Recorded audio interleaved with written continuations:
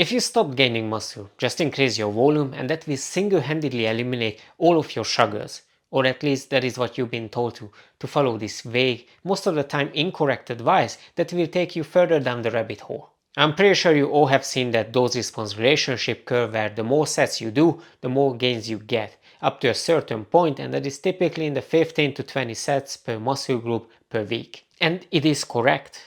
If you use shitty rest time like 60 to 90 seconds, you are not pushing your sets to failure, and if you are a beginner, but I will get to that in a second because that's really important. There's a problem with volume recommendation in the fitness space, and it is typically coming from beginners all the way to beginners. We need a clear definition for volume, and that is not set times reps times weight, but it is only the reps that are stimulating hypertrophy or muscle growth within the set. So let me give you an example. If you do 4 sets, but all of them are in the RIR 5, then you did nothing.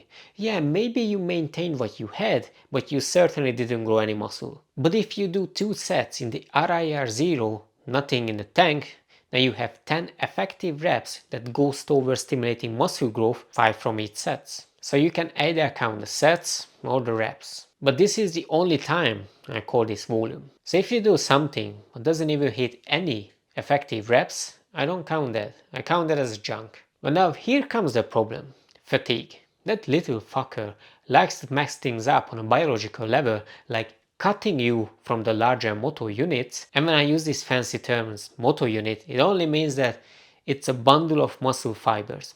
So in this case, you are being cut off from the bigger ones as fatigue is accumulating. We won't talk about this too much, but it only means that you won't be able to use some of your muscle fibers, and that's not going to experience growth, especially if you are advanced as the only one that's capable of experiencing that, or if you are using high volume, then muscle damage is going to be high, and if muscle damage is high, then you pretty much got rid of the muscle that can contract and stimulate it to grow. It's difficult to stimulate something when it's missing. And one can be cleared out in 2 to 5 minutes, so if you are using normal rest time, and the other one stays post-workout. And they don't teach you this on Reddit, but a vague volume recommendation without knowing the training status, the exercises, the execution, even the rep ranges and the rest time, and so on is a big deal.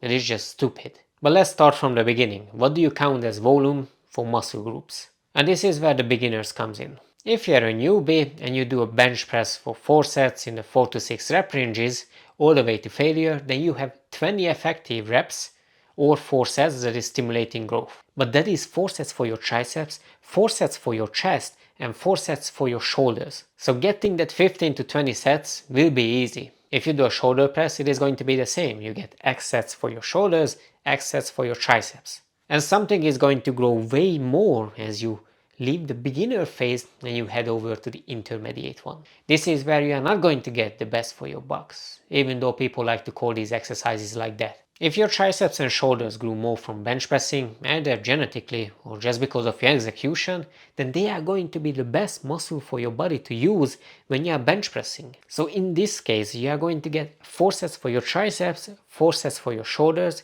but you are not going to get enough for your chest to stimulate hypertrophy. So it is not going to grow. Yes, you are going to maintain it, but you probably want to grow it when you are bench pressing. And that is just how it works. And this is where people confuse this with different exercises work for different people, but it's not really the case. Most of the time you can fix it by fixing your execution. Because if you bench press the same way that got you to bigger shoulders and triceps, then if you are doing the same thing just with heavier weight, nothing is going to change. At least your physique is not going to change.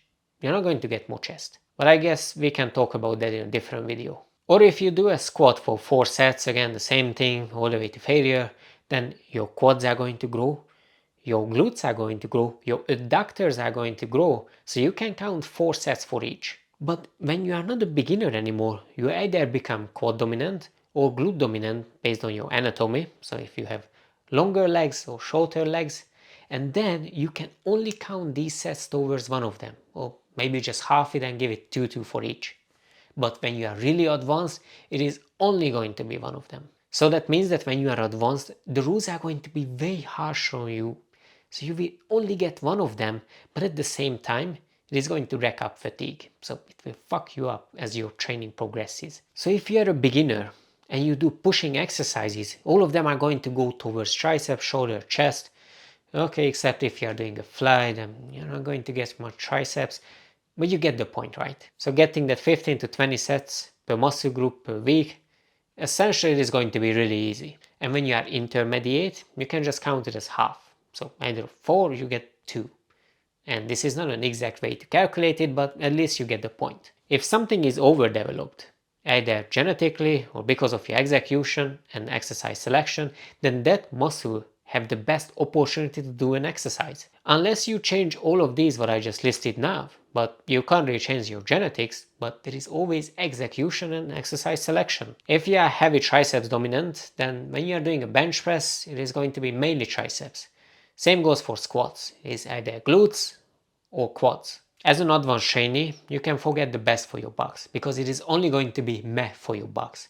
A bunch of fatigue and one muscle to stimulate. How are you going to increase your volume when you know that fatigue is going to hit you in the head, either by cutting you off from using those bigger or larger motor units, so muscle fibers, or from the excess amount of muscle damage, and that is not a good thing, because think about it.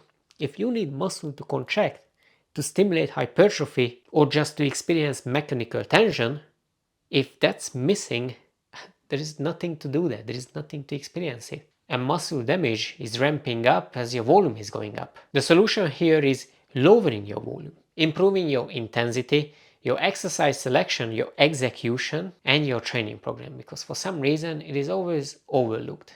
Like, have you seen a training plan where you do squats, lunges, and leg press on the same day? I've seen way too many. Far too many people train to just slight discomfort, and they are going to stay at the same training status, and sometimes it can be beginner. You can do 10 sets and grow nothing if your intensity is not on point. So why would you increase your volume? But that is about it for me, guys. Talk to you in the next one.